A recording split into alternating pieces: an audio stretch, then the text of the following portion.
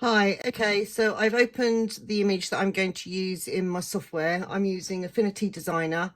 I've opened it up, so now I'm going to make sure that I've got it to the correct size for my tumblers. So I'm going to open a new file and I'm going to make it into inches. And I want the page width, which is the circumference of your tumbler. So make sure you measure it. Mine are 8.2 and my page height is the height of the tumbler is 9.3. Create. Go back to your image, edit, copy, go back to your thingybob, paste.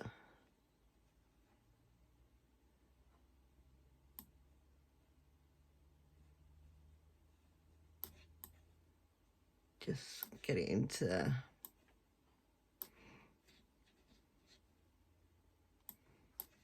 sorry about this. I've got it roughly the right shape that I want, then I'm going to just turn it around. So I've just got to order again, sorry. It'll be all fingers and thumbs because I'm recording it.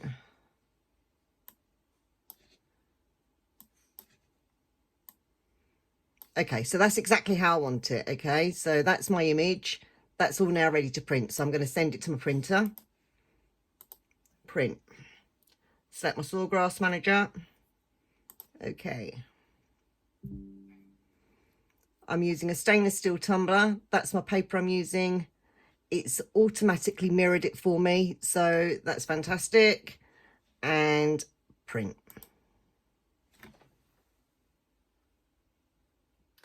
Okay, so I've printed off my image. You can see I've got a lot of excess around it, so I should need to cut that off. But the other things we're going to need is going to be your shrink wrap, heat gun, a ruler, a craft knife or Stanley knife or anything that you can cut with that's going to give you a nice clean line, some sort of brush, your mug obviously, pair of scissors and your weeding tool.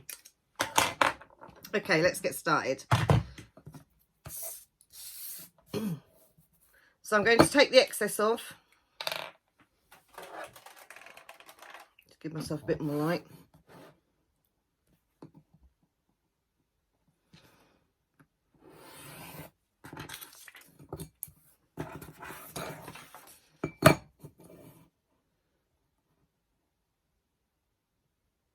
I got myself a nice metal ruler, just purely and simply because it doesn't move. It's nice and heavy, and it doesn't move, and it doesn't bow. You can use a paper trimmer if you want to, but sometimes the images are so light that you can't really see where the edges are, whereas you stand more of a chance with a ruler and a knife. Okay, get rid of the excess. So we've now got our image that we want to use. Put that to one side. Let's get our mug out. Oh, the other thing we're going to need is tape. So I'll just put my tape here. This one's rather handy. You can turn it around. As you turn it around, can you see it's cutting? It's cutting, so I've got little strips. Anyway, we'll need one of those. We'll take the lid off. You want to handle the mug as little as possible if you can, because you don't want to get any fingerprints on it. So I tend to take it off.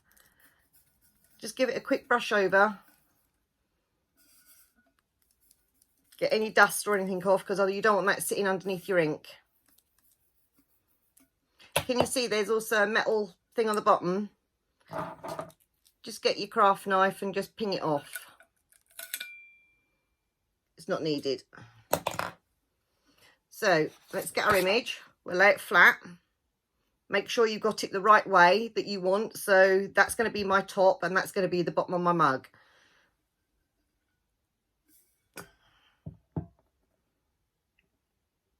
So we're going to lay it in the middle and just wrap it round. You just want to make sure you've obviously got it to the top and the bottom edges. The top edge is probably more important than the bottom because you've got a slight curve on the bottom, so it's not going to print there anyway. Pull it tight.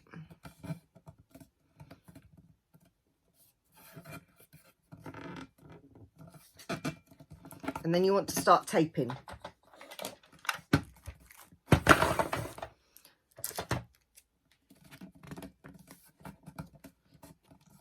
So go from one side, stick it on, and then flip the other part underneath it, and then roll it over. Make sure you've got no air in that seam. We're just going to do a few of those on here because we're going to do it the length and breadth anyway.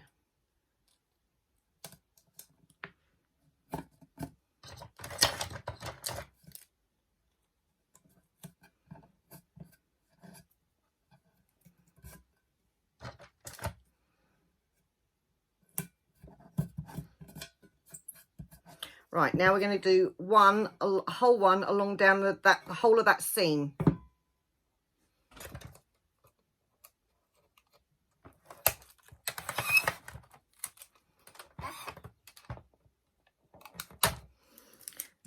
Again, do it from one side to start off with. So lay it down to the first side and then roll it over the seam.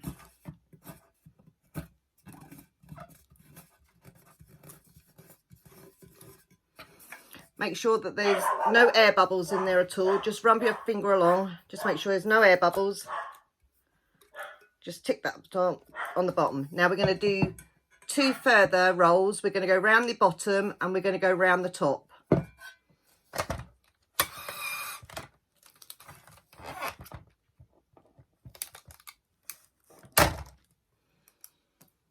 So I start just over the seam, just past the seam mark. And then you pull it tight as you're going round and connect it up. And then you want to, I'm trying to show you, with your thumb, just roll it across the top because you want to get the paper so there's no air bubbles. So just roll it across the top with your thumb all the way around.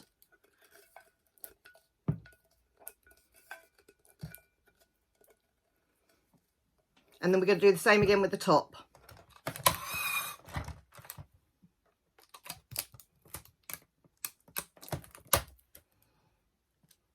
So again, we're going to start just a little bit past the main vertical line. And we'll go pull it tight as you're pulling it round.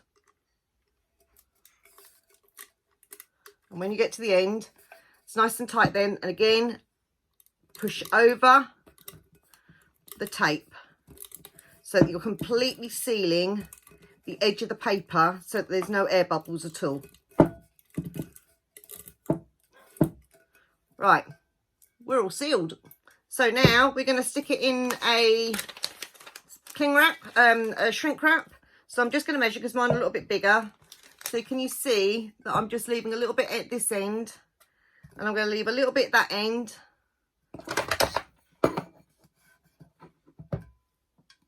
And I'm just going to cut that excess off. Don't need it.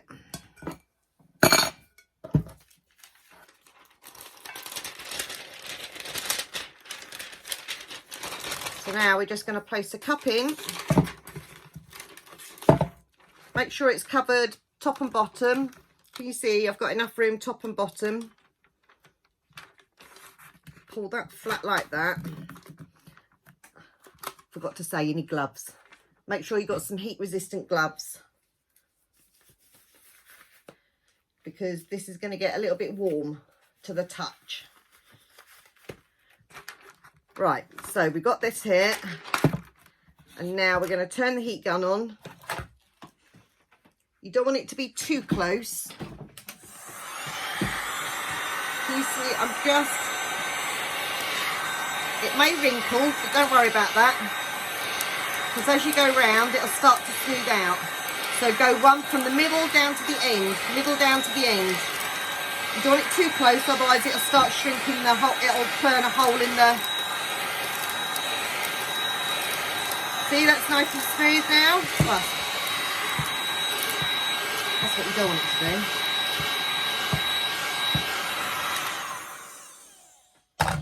So we're covered, top and bottom, completely sealed. You don't want that. Hopefully it'll be okay, but basically I've just got the air into it, but never mind. So there we go. We're going to go to the oven now. Okay, so I've got the Cookworks oven, excuse all the mess, and I've set it at around about 180. You can see inside that the temperature is reading around about 190.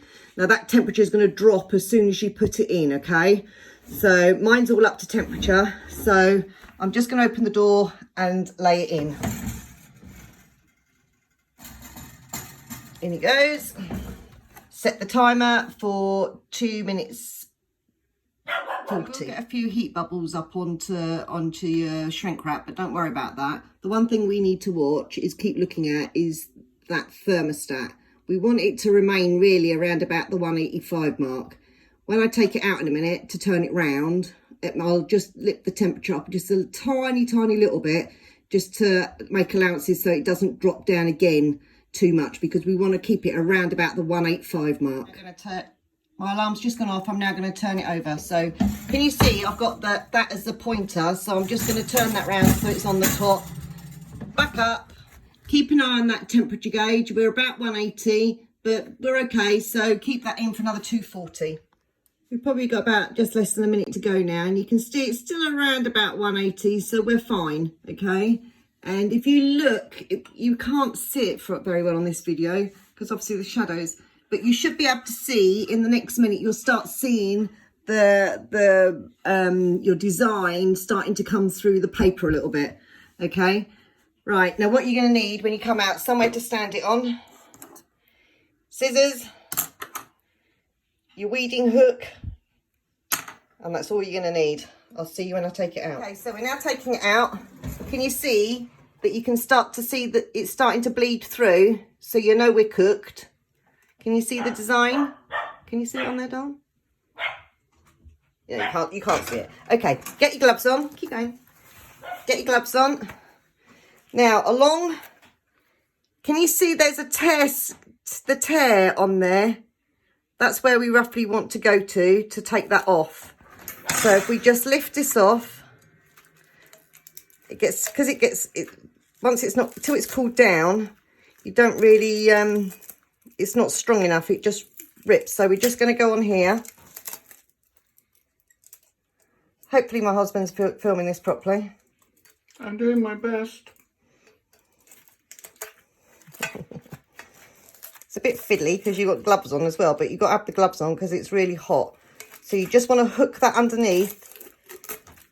We've taken that big line off and off the top. And now we just want to take those last little seams off. And this one. And then we can unwrap.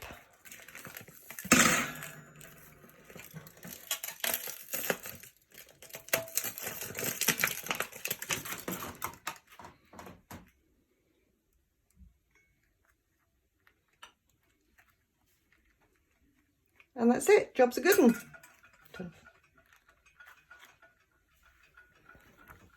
So as you can see, that's come out perfect. Just see if I can show you the seam, because you will get a seam. Can you see that seam there? But that's as long as you've not got nothing that's a gaping hole in between it, where you see white, by overlapping it, it means you get the changing colour, the colours where it's slightly different shading, but actually it's the best seam that you'll get.